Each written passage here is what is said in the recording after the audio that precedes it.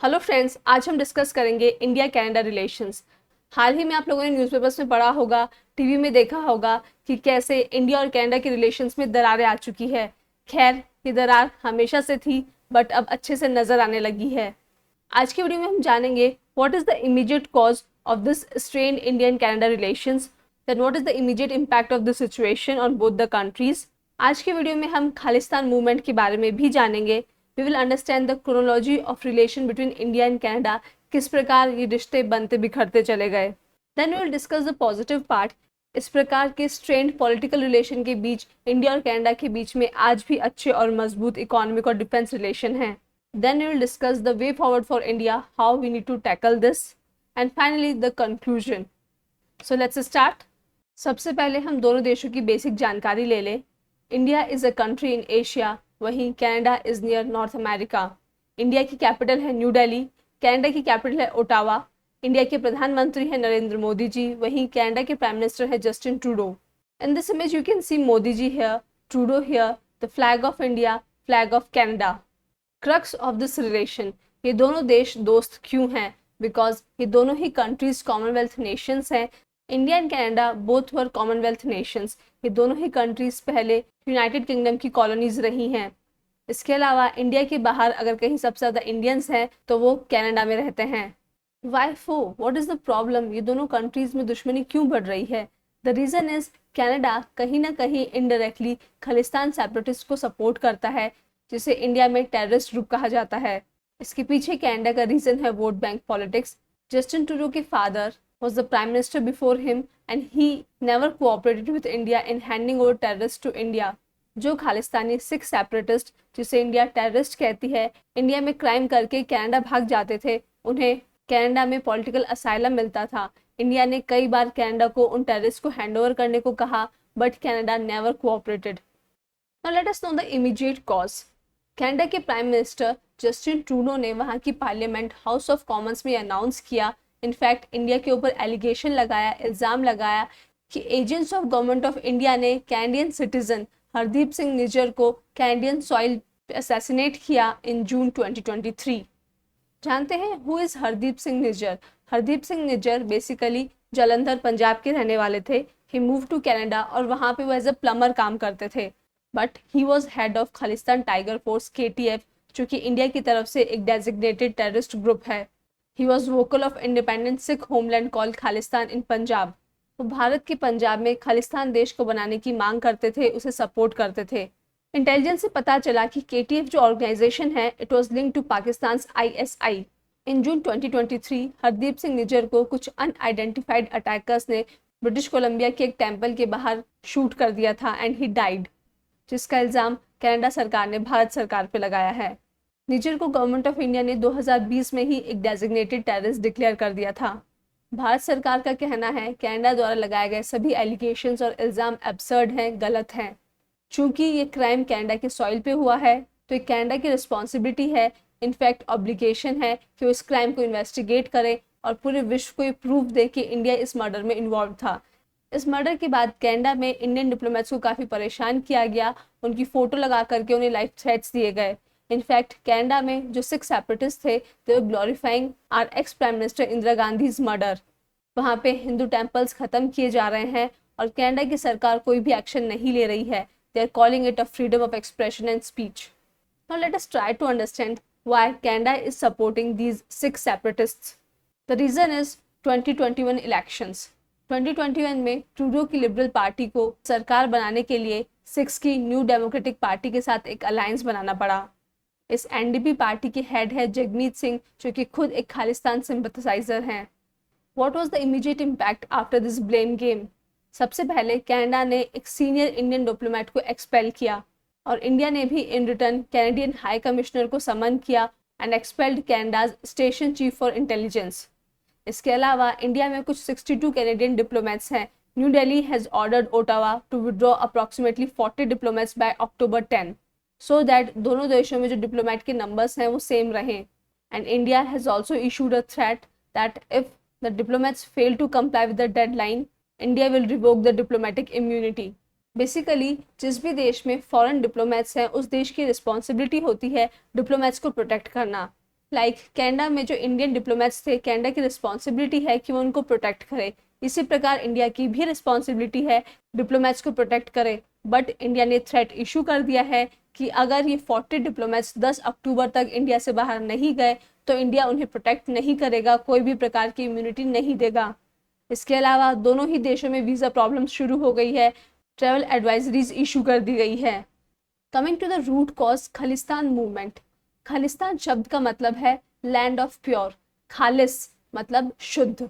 जब 1947 में भारत और पाकिस्तान का बंटवारा हुआ तो पंजाब भी डिवाइड हुआ बिटवीन इंडिया और पाकिस्तान। पंजाब के साथ साथ पंजाब में जो मेजॉरिटी पॉपुलेशन थी, सिख पॉपुलेशन, उन्हें भी बंटना पड़ा, डिवाइड होना पड़ा between India and Pakistan. Sikh separatist are the people जो कि सिख रिलीजन के लिए एक अपना होमलैंड चाहते हैं जिसका नाम होगा खालिस्तान। इंडिया के पंजाब, राजस्थान, हरियाणा और हिमाचल प्रदेश के रीजन्स में there are Sikh separatist who demand this Khalistan.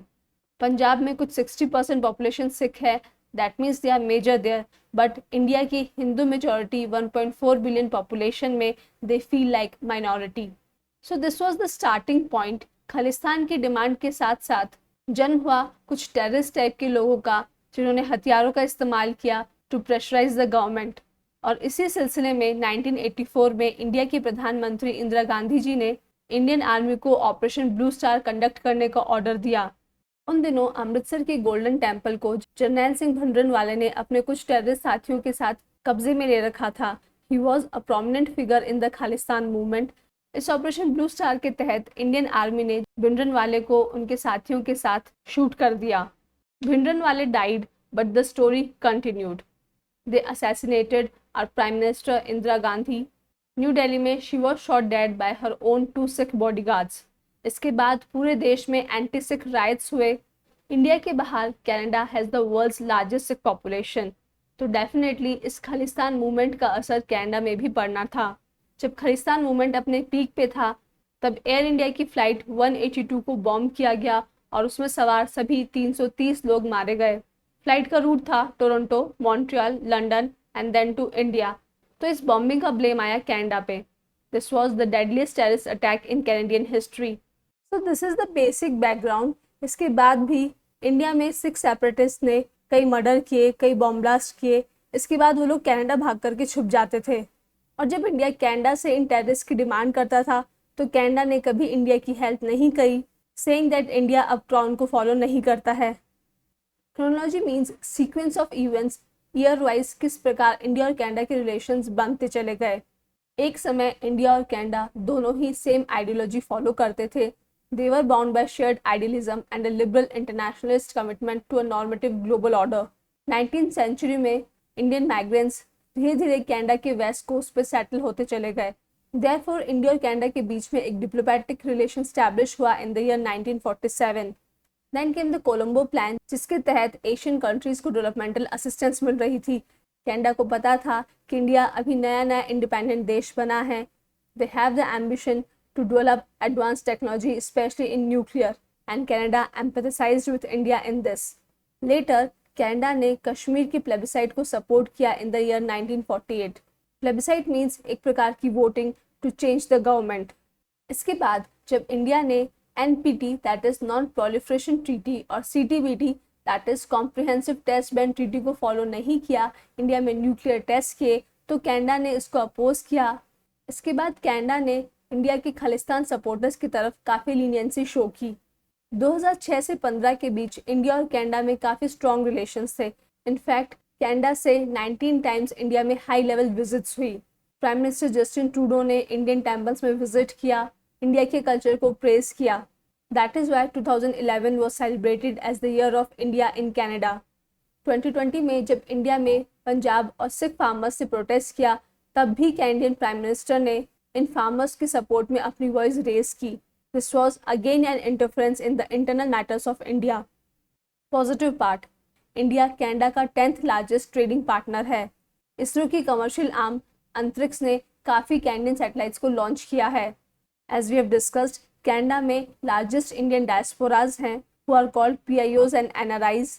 ये कनाडा की 3% पॉपुलेशन से भी ज़्यादा हैं और ये इंडियन डायस्पोरा काफ़ी अच्छा काम करते हैं। They have earned name in every sector. In fact Canada के हाउस ऑफ कॉमन्स में फिलहाल 22 मेंबर ऑफ पार्लियामेंट्स है who are of Indian origin. इसके अलावा कनाडा में इंडिया से काफ़ी स्टूडेंट्स जाते हैं, तो कैनेडियन गवर्नमेंट को इंडियन स्टूडेंट्स से काफ़ी अच्छा रेवेन्यू मिलता है। What is the way forward for India and Canada? India ने अपने एक्शंस और वर्ड से ये साफ साफ कन्वे कर दिया है कि वो कनाडा के साथ कोई भी अच्छे रिलेशंस नहीं रखेंगे जब तक कि कनाडा अपनी सॉइल पे एंटी इंडिया सेपरेटिस्ट मूवमेंट को सपोर्ट करता रहेगा। इसके साथ ही इंडिया को ज़रूरत है सिख डायस्पोरा और इंडिया में जो सिख सेपरेटिस्ट हैं उनके साथ कंस्ट्रक्टिव और सस्टेन एंगेजमेंट की। उन्हें सही समय पे सही इंफॉर्मेशन पहुंचे, उन्हें पता चले कि इंडिया के पंजाब में सिख लोग किस प्रकार शांति से रह रहे हैं, they have all the facilities. यहीं पे रेस्पॉन्सिबल रिपोर्टिंग का प्रमोशन करना बहुत ज़रूरी है। किसी भी तरह की गलत अफवाह कोई बड़ा कॉन्सिक्वेंस ला सकती है। तो इन कॉम्प्लेक्स रिलेशंस को इम्प्रूव करने के लिए मीडिया का एक बहुत इंपॉर्टेंट रोल है। Media coverage should be correct, should be true. Finally the conclusion, prime minister Trudeau ने ये भी कन्वे किया है कि वो इंडिया के साथ अपने रिलेशंस को ब्रेक करना नहीं चाहते हैं, बट कनाडा की वोट बैंक पॉलिटिक्स इंडिया और कनाडा के रिलेशंस को खराब कर रही है। इन सब गतिविधियों के बीच India Canada comprehensive economic partnership agreement CEPA negotiations चल रहे थे, which are on hold now. These negotiations are on topics like goods, trade remedies and rules of origin. इस इवेंट के बाद UK और US ने इंडिया से रिक्वेस्ट की that they should cooperate with Canada's investigation, but उन्होंने खुल के कनाडा का सपोर्ट नहीं किया। So once again I will say, if you are traveling between Canada and India, please be safe. So students, that was all about India-Canada relation.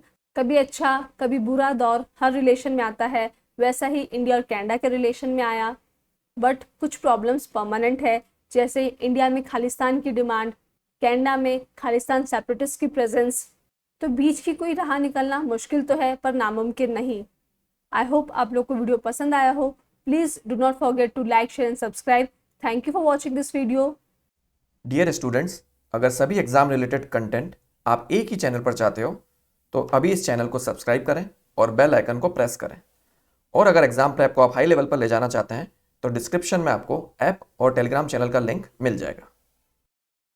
तो दोस्तों, अगर आप चाहते हो कि ऐसा ही क्वालिटी कंटेंट आपको मिलता रहे जो हेल्प करे आपको आपकी एग्जाम प्रेप में, तो सर्कल में जो गामा का लोगो दिख रहा है उसको क्लिक करें और चैनल को सब्सक्राइब करें। Thank you.